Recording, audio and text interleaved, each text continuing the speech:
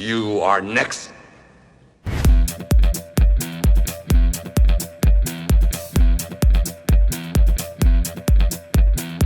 Bolo Yeung is a Chinese actor, bodybuilder, director, and producer. The audience often remembers the good guys, but Bolo managed to win the love of fans by playing mostly bad guys.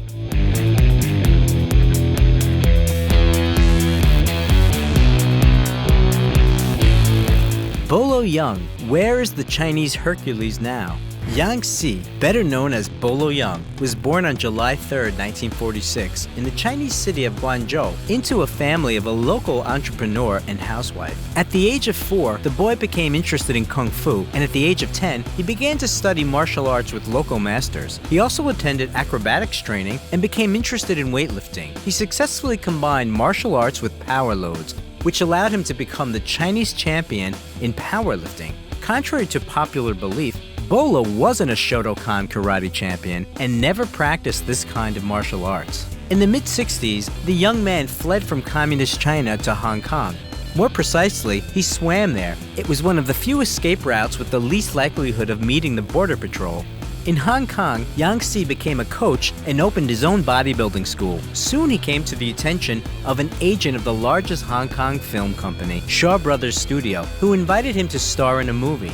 In 1970, the 23-year-old athlete made his motion picture debut in The Wandering Swordsman, in a supporting role, and won the Mr. Hong Kong title in the bodybuilding tournament, which he continued to confirm for 9 consecutive years.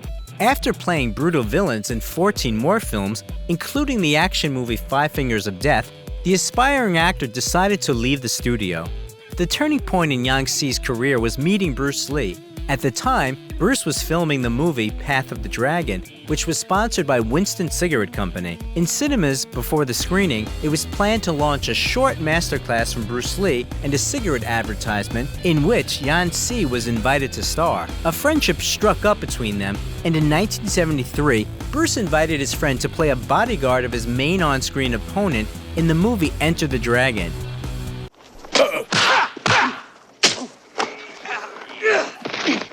It was in this film that Yang Si played a character named Bolo, which he later chose for his stage name. In this movie, Bolo Yeung didn't fight Bruce Lee. He promised to put up a fight in the next film, which was to be Game of Death, but Bruce Lee died 6 days before the premiere of Enter the Dragon. The release of the action movie Chinese Hercules followed. Well, in that case, what do we do with them?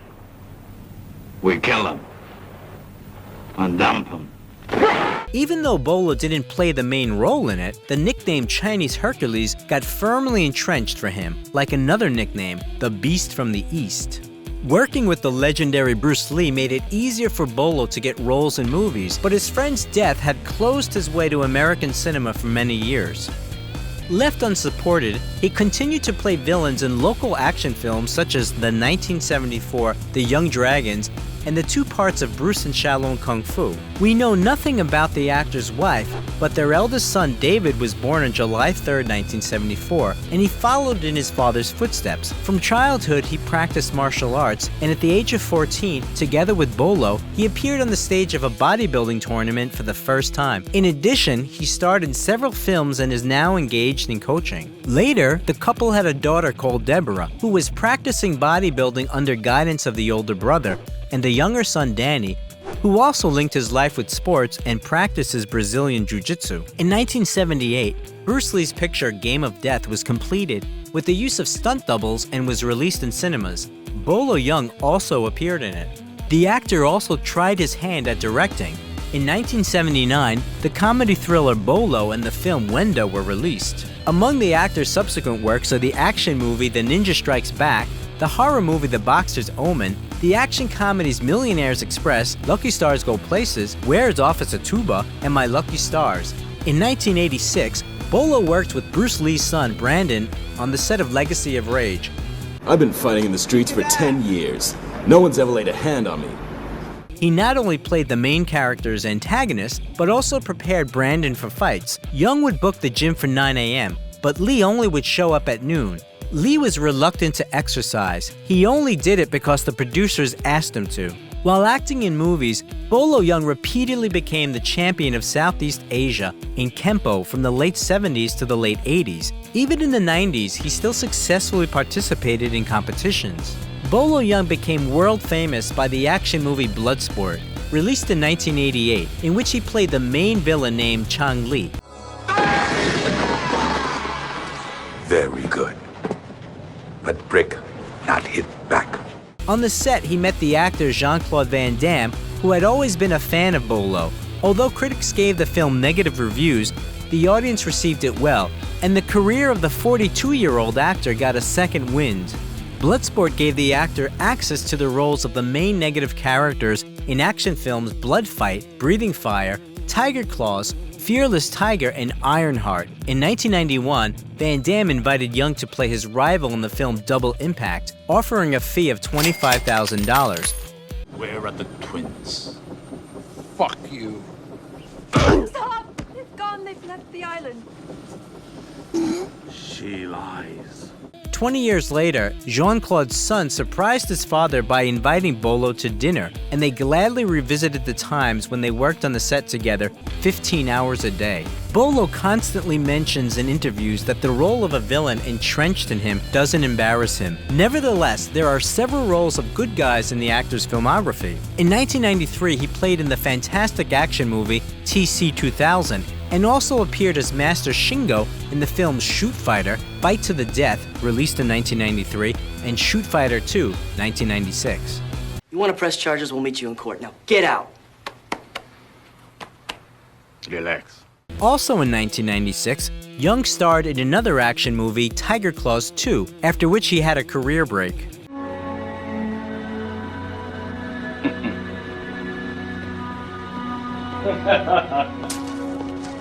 In 2006, Yahoo conducted a survey asking users who is the best actor in kung fu films, and Bolo took second place right after Bruce Lee. In 2007, he was invited to star in The Ultimate Fighter, co-produced by the United States and Kazakhstan. Due to legal issues, the film never made it to the cinemas. It was limited to screenings at several festivals until it went online more than 4 years later. In 2008, Bolo officially announced that he was leaving his work in the cinema, but after that, he nevertheless starred in 2 more films made in Kazakhstan. In 2011, Bolo Yeung came to Russia at the invitation of a fitness club. He had visited Moscow earlier in the 90s and announced work on a joint picture, but the project was never implemented. Bolo also appeared in an episode of the documentary project Jean-Claude Van Damme Behind Closed Doors. It is worth noting that Yeung has also appeared in several documentaries about Bruce Lee. In 2016, the actor played a cameo role in Diamond Cartel and appeared in the action-adventure movie The Whole World at Our Feet a year earlier. Bolo is currently the chairman of the Hong Kong Gym Business Association and the team manager of the Tapai International Bodybuilder Squad. He also conducts master classes, celebrity stakeouts, and autograph sessions. He begins every morning with a 2-hour workout, doesn't smoke or drink alcohol. The fortune of 74-year-old Bolo Yeung is estimated at $1.5 million and mainly accounts for real estate. Since 2018, the actor has been living in Monterey Park, California, in a 2-story house with 5 bedrooms and 4 bathrooms.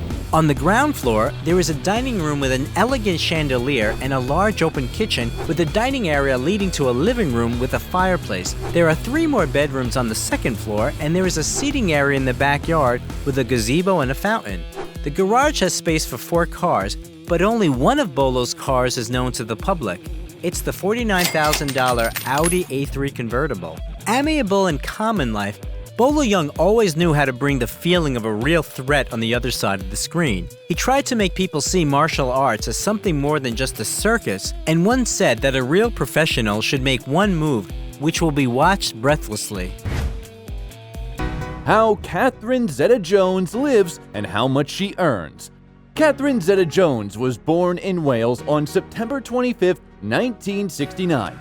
The prefix Zeta is not part of her surname. It was originally her second name, given in honor of her maternal grandmother. According to family legend, the mother of that grandmother arrived in the UK from Ireland on a ship called Zeta and named her daughter after it. When the girl started her acting career, she decided to include her middle name in her stage name in order to stand out from other Catherine Jones. Her father, David James Jones, a Welsh descendant, worked in a bakery as a baker and a cashier to feed his large family. Aside from little Catherine, they had 2 sons. The family was poor. They lived in a low-income neighborhood in the coastal Welsh town of Swansea. Mother Patricia was a seamstress who helped them make ends meet. This lasted until the 80s when the family suddenly became wealthy. The parents bought a lottery ticket, which brought them £100,000, which allowed them to not only buy their own pastry shop and a decent house in a good area of Swansea, but also to pay for a dance studio for their daughter, which she dreamed of. It should be noted that no one in the family except Catherine was interested in art. At a very young age, she was on the brink of death because of illness. That's why she was raised like a princess, surrounded by attention. By the way, the little scar on her neck was left as a result of the tracheal surgery that saved her life. However, the girl didn't grow up spoiled, striking others with her discipline. At the age of 4, Catherine danced on holidays and sang in the choir at the local church, where everyone who saw her predicted a great acting future for her. From the age of 7, she began to engage in choreography with full dedication, making herself a strict schedule for the whole week. 3 years later, Jones was already shining on the stage of the City Theater, and after another 4 years, she managed to pass the casting for the production of The Pajama Game. This was her first serious role. After the tour was over, the young actress left school without obtaining O-levels and went to London. There, she stormed all kinds of castings, not missing a single opportunity to make it to the big screen. During this period, she had a passionate relationship with the famous TV presenter John Leslie. Catherine was so carried away by the charming Scotsman that she planned to spend her whole life with him.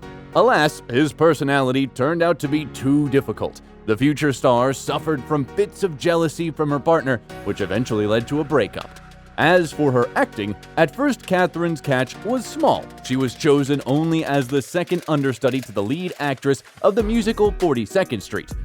The year 1990 was more successful for her as she was cast for the role of Scheherazade in the film 1001 Nights.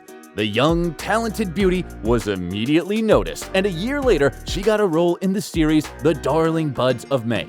Critics and British viewers were delighted, and very soon, Catherine headed off to conquer Hollywood. She immediately had a chance to play in the episode of George Lucas's television series, The Young Indiana Jones Chronicles, which boosted her career in Hollywood. Legend has it that her role of dancer Maya impressed Steven Spielberg so much that he advised to invite her to the role of Zorro's beloved. According to another story, Spielberg noticed the actress while watching the miniseries Titanic, which was released in 1996.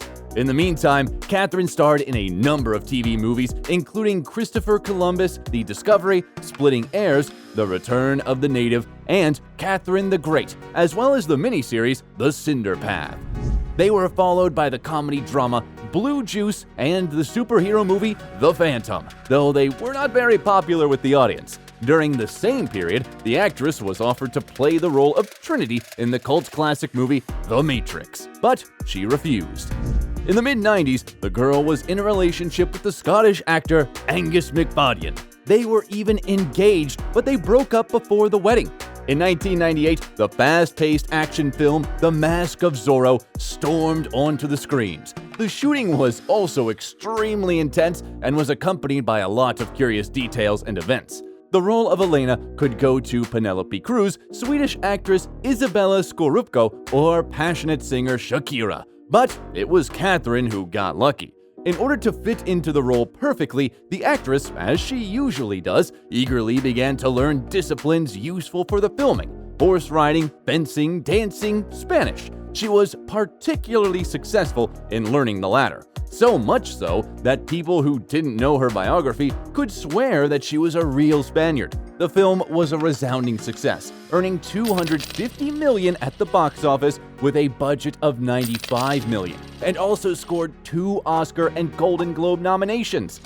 Would you care to try something more robust, or do you feel unequal to the task? No, On the contrary, Don Alejandro, I think only of your distaste for perspiration.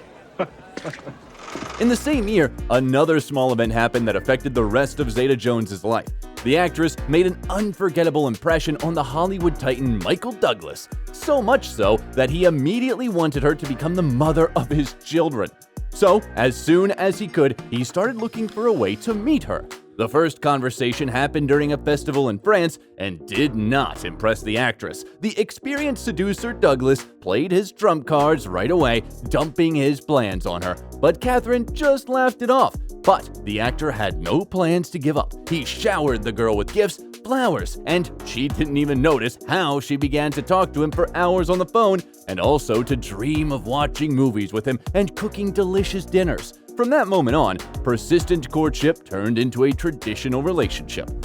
In 1999, Catherine was featured in the films The Haunting and Entrapment. The latter is called one of the best crime films. It made a real splash in the industry. The main male role of an imposing thief was played by Sean Connery.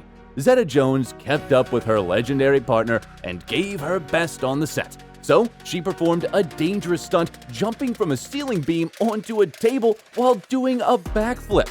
The film earned $212 million at the box office with a relatively small budget and was very popular with the audience. Fans especially note the scene of Catherine passing through a grid of laser beams in which she shows the wonders of plasticity and grace. Also noteworthy are the shots when Connery's character comes to interrogate Catherine. She was lying under just a white sheet, and at this moment she is actually completely naked. I called you at 4:30 this morning. I was home in bed. You didn't pick up. I didn't want to pick up. You had company. He came in the window. How romantic. I think that's how he got in. The year 2000 was marked by a landmark event for Catherine and Michael, who learned that they would become parents. On New Year's Eve 2000, he proposed to his beloved and presented an antique ring worth $1 million. However, the purest 10-carat diamond and Michael's passionate desire to marry his beloved as soon as possible were somewhat overshadowed by the fact that the actor was still legally married. To solve this problem, the groom needed to give his ex a huge payoff of $45 million, and according to other sources, $60 million. In August, the Douglas couple had a son, whom they named Dylan.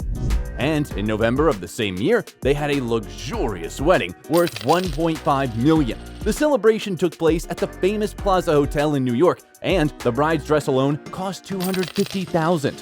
The star's guests, including Tom Hanks, Brad Pitt, Sharon Stone, Steven Spielberg, Jennifer Aniston, had fun and congratulated the newlyweds. Since Catherine and Michael understood the absurdity of trying to hide from the press on such a day, they pulled a trick and sold the rights to cover the event to the British magazine OK. The journalists were very interested in the couple, largely because of the large age difference. A fun fact is that the couple were born on the same day with a difference of 25 years.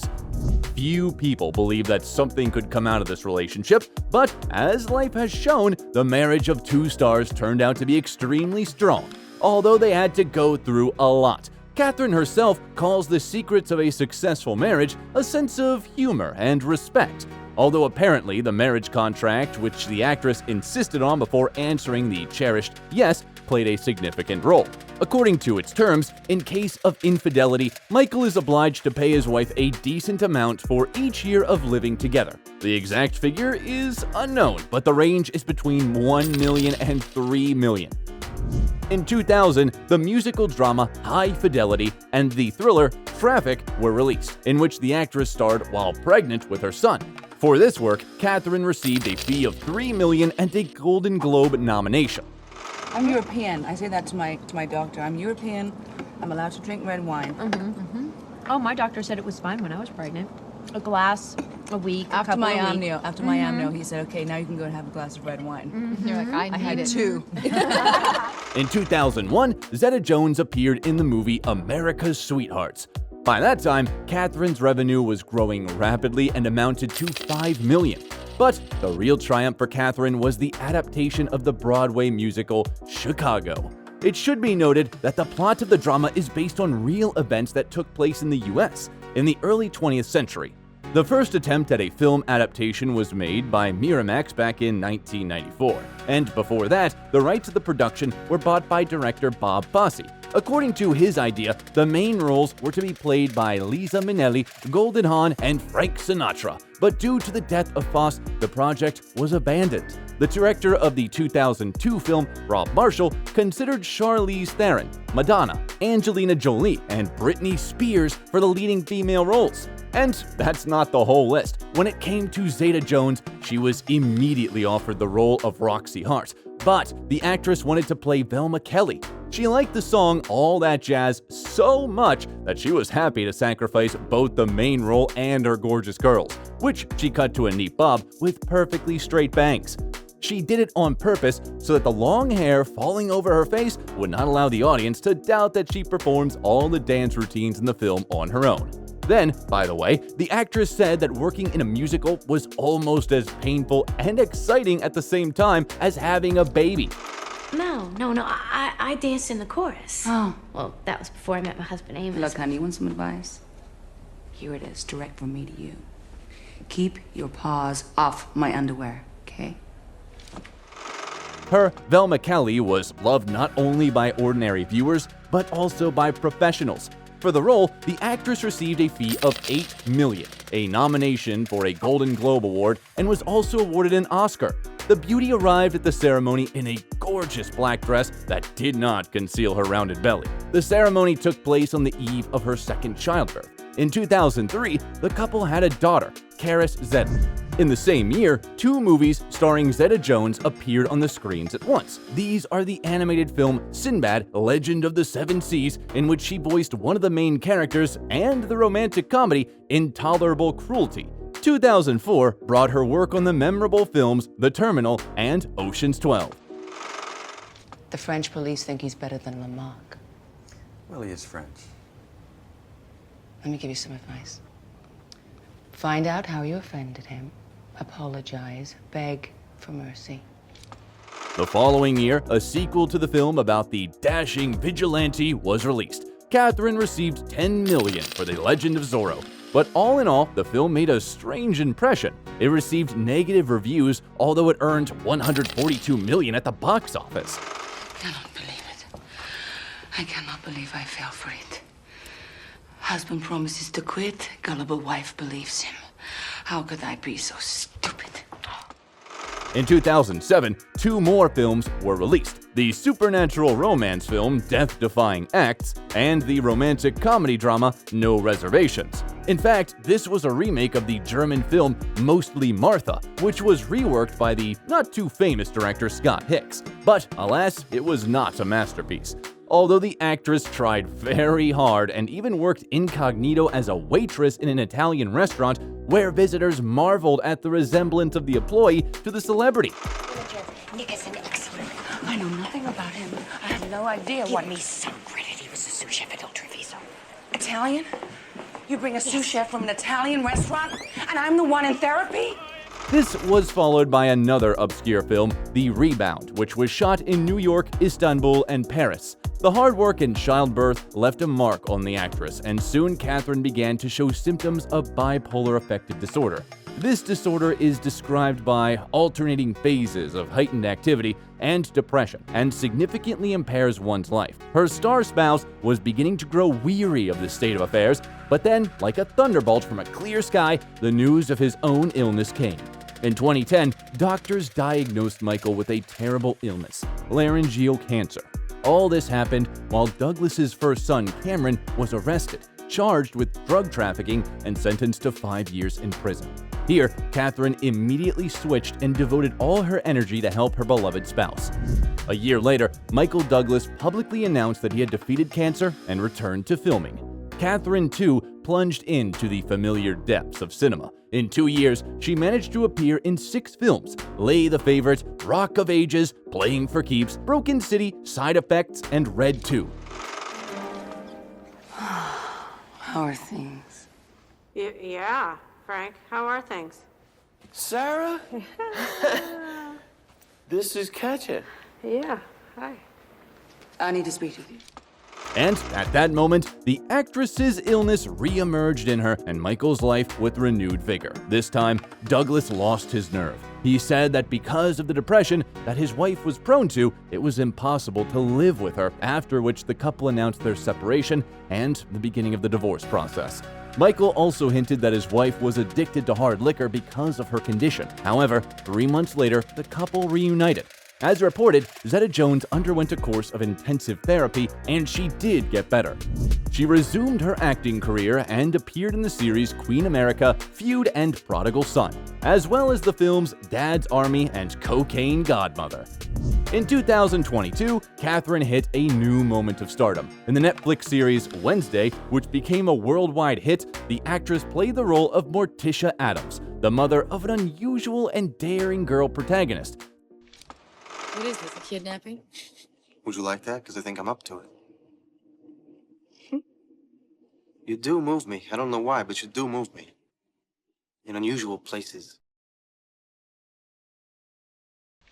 Fans and critics who initially doubted this casting decision in the end agree that the actress's performance is worthy of praise. The duet of Kathryn and the Puerto Rican actor Luis Guzman, who played her husband in the series, was particularly delightful.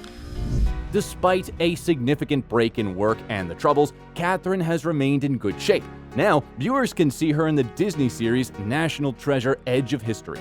It should be noted that the performance of the actress has always been generously paid. Now, Kathryn Zeta-Jones, once a poor girl from the outskirts of Swansea, is a very rich lady. Her fortune is estimated at $150 million, and it's not just income from filming. It is reported that 1 second of the actress's advertising time cost about 4,000 euros. Over the years, she starred in advertisements for Elizabeth Arden Cosmetics, the Visa payment system, and Alfa Romeo cars. A 2-year contract with the mobile operator T-Mobile brought the actress $20 million, and in 2019, she was seen in a Fendi commercial where she starred with her daughter. A couple of years ago, Zeta-Jones launched her own line of shoes in collaboration with the Butterfly Twist brand, known for its eco-friendly approach to production. In addition to the shoe collection, Kathryn produces makeup, sportswear, and household goods under her own brand, Casa Zeta-Jones. Over the years of marriage, Zeta-Jones and Douglas have accumulated a high-end real estate portfolio. The star couple has a spacious apartment in New York with a view of Central Park, which they recently decided to sell. At first, the price was set at $21.5 million, but at the beginning of 2022, the couple decided to lower it to $19.5 million. Potential buyers will get a luxury penthouse with 4 bedrooms, a spacious living room, and a dressing room made in classic style. Apparently, in 2019, the family was going to rotate the property. They sold 12 acres of land in Westchester County, New York, which they bought in 2015 for $11 million, and managed to double the price. In the same year, they purchased a house in the same state worth $4.5 million. Also in 2019, an English-style villa in Bermuda worth $10.6 million was put up for sale, but in the end, the sale didn't take place, and the lot was withdrawn from auction. Kathryn and Michael spent a lot of time in the house after the wedding, so their children didn't even suspect at first that they were growing up in a family of Hollywood celebrities. The couple has a snow-white villa hidden in lush greenery in Spanish Majorca, which in the 19th century attracted the European nobility.